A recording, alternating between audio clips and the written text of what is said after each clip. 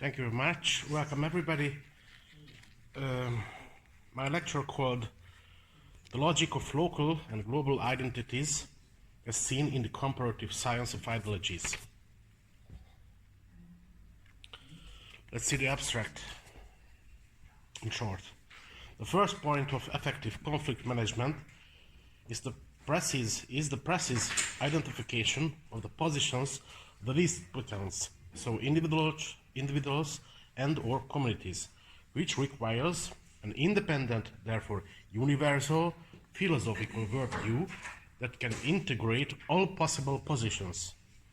In the second step, after the identification, we can try fine-tuning, so approximating the positions. Now we mainly deal with the problems of ideological conflicts, debates, and in a comparative way. We will talk about their philosophical grounded techniques, mainly about the more local interested national consciousness and its relation to the globalist neoliberalism. At the end, the sustainable regional, local, economic, the global geopolitical interest has to have a compromise.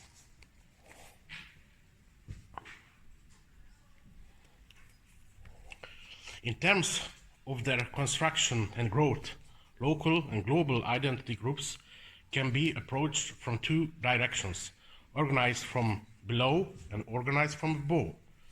In the later case, from the point of view of an idea. The regional or local identities have a natural formation and organic development from smaller groups to larger ones. For example, in the course of history, tribes have formed alliances and then state confederations, or historical churches have emerged from smaller religious communities through cultural expansion, peacefully and or by conquest. However, it is also possible that an already given ideology, a philosophical book written as a response to a problem, finds global representatives spreading locally and then forming a network in the name of an idea. Global ideologies are active, such as neocommunism and neoliberalism, but the regional identities nowadays react more locally to the challenges facing them, and their goal is pragmatic sustainability and world trade. In their old name, they are the conservatives, or to clarify the name in the 21st century, in this course of the description, we could classify them under the name of national identity, or in its represented form, national self-consciousness. For a philosophical comparison of different ideologies, we will use a theory borrowed from Immanuel Kant, the transcendental ideas, the self or I, the world and God, supplemented with the metaphysics of abilities, so the rationality or mind sense, the perception or flesh living body, and the emotions. With the help of these, we will organize the national identity in the logical table due to the phenological method. Among the ideologies, there are three classics: conservatism, liberalism, and communism. We will discuss two of the new ones in a comparative way: the national identity and the neoliberal globalism. The neoliberal globalism discovered early the significance of network action as well the narrative possibilities inherent in the media. Diplomatic conflict management can be more effective if we proceed from such aspects for local and or global agreements. From this point, we can move systematically towards a solution. After an accurate identification, we can use the conflict management techniques, of which we will mention the compromise technique, which is the most suitable conflict management technique to create a consensus between the opposing parties, preventing the conflict of interests and values from turning into a dangerous conflict on a local and or a global level.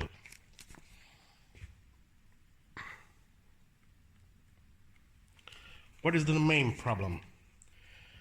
Nations with local interests and background financial powers with global interests are in conflict, so they are at odds. Local nations represent their own people, and background financial powers with global interests represent themselves. The leaders of a nation are chosen by a nation, and as optimal, they act for it. The other was chosen not by the nation, and they only look out for their own interests, although the latter claims to work for all humanity, and as a neoliberal ideology which sounds good to young people. One has a history of more than 1,000 years, for example in the case of Hungary, or centuries, while the other built its own network in decades. One is a tried form, the other is trying. Nations are part of an organic development. The global background power as hegemonic empire is nowadays a strong utopia. However, utopia turned into dystopia. You work for your own family and nation, or more just for the money itself. The question basically concerns whether local, sovereign and value-oriented nations and the forces of the global sphere of interest can come to terms with each other. Are they able to compromise or not? Instead of unilateral, one-sided will enforcement and force dominance, we now start from a theoretical and philosophical approach and move into the direction of a practice-oriented diplomacy.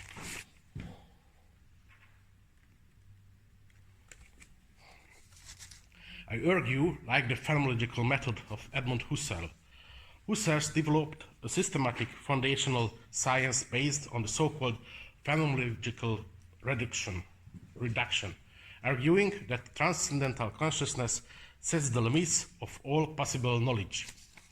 Husserl himself liked the first edition of Kant's Critique of Pure Reason from 1781, mainly the A deduction, which is based on the epistemological experience. The main point of Husserl's method is the essential approach, so-called Wesenschau, on the basis of the experience of the self. This is the first person singular, and intersubjectivity. Kant wrote about the connection between the three kinds of relative judgments: categorical, hypothetical, and the disjunctive, and the principles of logic, the principle of contradiction, the principle of sufficient ground, and the principle of the excluded third. In the letter to Reinhold in 1789, he wrote about the three types of transcendental ideas as follows. First, the unconditional entity performing the categorical and conjunctive synthesis, the subject without predicate, the self or I.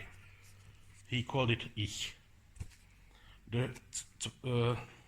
Second, the hypothetical and connective synthesis of the conditional member of a set, the unconditional unit of the set of phenomena, the word, Welt.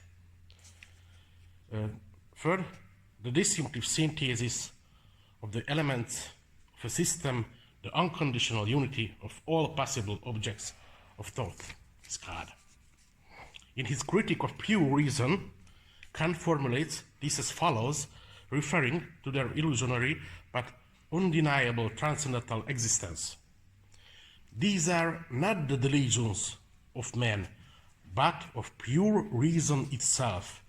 Even the wisest man cannot get rid of them, and even if he may, with much effort, expose the error, he can never entirely dispel the illusion which incessantly torments him.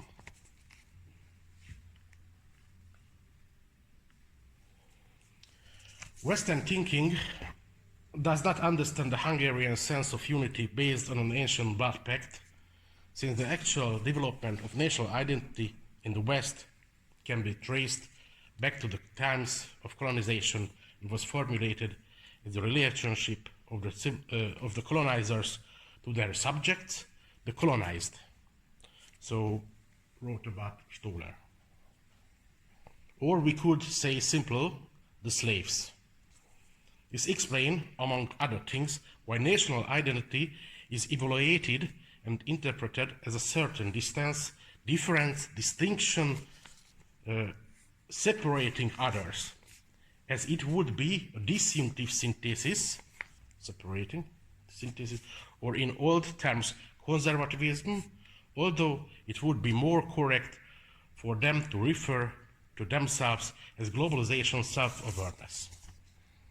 That is why is it unfair if they want to sweep the innocent Hungarian concept of nation as identity and self-awareness under a carpet, as something that is not understood, something that does not need to be dealt with. In addition, the recognition of the concept of the Western nation in relation to colonialism and its fusion with World War II and German Nazism, as with the conquest of the living space they called Lebensraum, the racist ideology, made the concept of the nation and in general all the attributes, qualities and values related to it backward and even repudiable, refused by the Western thinking. Just think of the woke ideology. So it's no wonder that they show complete incomprehension and lack of understanding regarding the non-colonizing Hungarian nation concept if they, so the Western woke and neoliberal ideologies, only knew their own history and criticism and its critical approach and can't imagine anything else. However, they apply their own historical critics' shames to everyone else without examining the issue of responsibility. This review suffers a hiatus. The Hungarians are specifically treated by the woke and the neoliberal ideologies as if Hungarian people were former slaveholders. Let's add, completely wrong. We were who suffered under others and had to fight for our freedom and nation through centuries.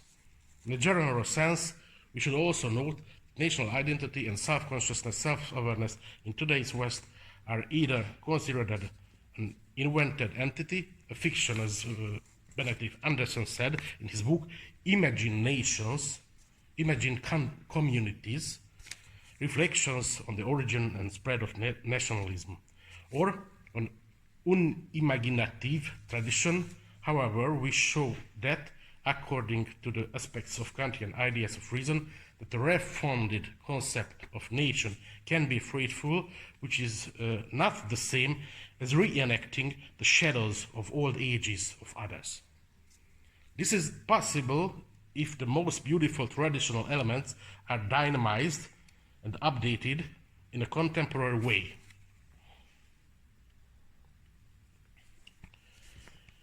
I will slightly rename and supplement the Kantian transcendental trinity of I, Word, and God, since the concept of I can give rise to many misunderstandings nowadays: Nazism, selfishness, egoism. And Word, as an intermediate terrain, carries with it a variety of relations, divisions, such as relations to intersubjectivity, nature, things, and history. The consciousness is made up of three factors according to our three capabilities: rationality, perception, emotion. So in each of these terrains, self, word, and God, and divisions, they will help us to navigate. Since I consider the philosophical emphasize harmony as a balance, to be important, balance is very important, one of the most attacked ideological identity types, namely national identity or national consciousness, has to be defended from being rendered impossible or eliminated. What is national identity if not exclusion and hatred? As its opponents claim, let us treat national identity as a phenomenon that gives itself, it's a term from Jean-Luc Marion, and needs to be expressed. My philosophical methodology is as follows. I examine national identity or national consciousness in its represented state as a phenomenon in terms of how, through what, in what ways it manifests itself in terms of the further development of Kantian transcendental ideas and concepts of reason. Our method is simple. We have the criteria. Let's see how the national identity itself behaves according to our experience, especially in Hungary. The Hungarian national identity and national consciousness is not exclusionary. The Hungarians also like other nations, people, nature, kings and history. But like another nations, they prefer their own. Okay, about this maybe later, it's too much.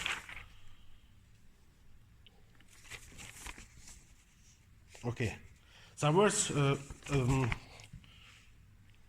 this spatio-temporal location, circumstances and personality traits of psychological development and changing community embeddedness determine who, what, when, which aspects are preferred and which are actually represented. That is true for all the ideologies. So you can do the same with all types of ideology. Some words. Okay, it's enough. Some words about the globalist powers. It is difficult for us to use our schema table for the financial background power, the globalists, because they refer to themselves differently, usually as neoliberals, and act differently. The stronger they are, the less they tolerate contradictions. If we would fill out the table based on their influence activities, none of the 80 points in the table would match national self-consciousness because they want to rule all over the nations, or over all nations, or more likely without nations, by a global government. The global network consists of transnational organizations. This is a for-profit association. We could name a few private capital examples of transnational influencers, but this is now unimportant because important is that how they act. The most influential members of the global financial background power control the flow of the money itself. Through this, the economy.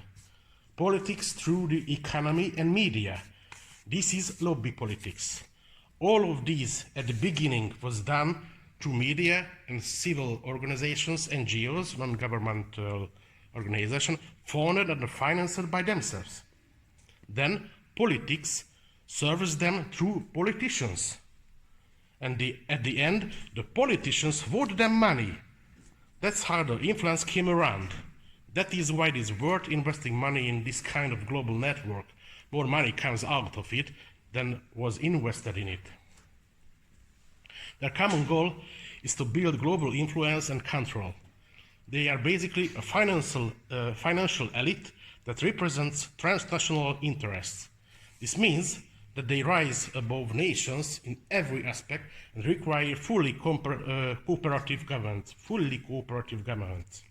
This is necessary so that they can realize their goals.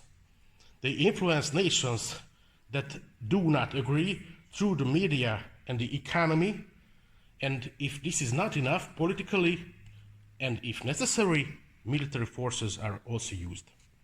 All this is supported by legal justification, and democracy is mentioned. They formulate the legal criteria as they please, as they want. This is not what the liberal Fukuyama in 1992 meant in his book, The End of History, The Last Man. In doing so, they shape democracy for their own will. This is what they want locally for the nations that are problematic for them.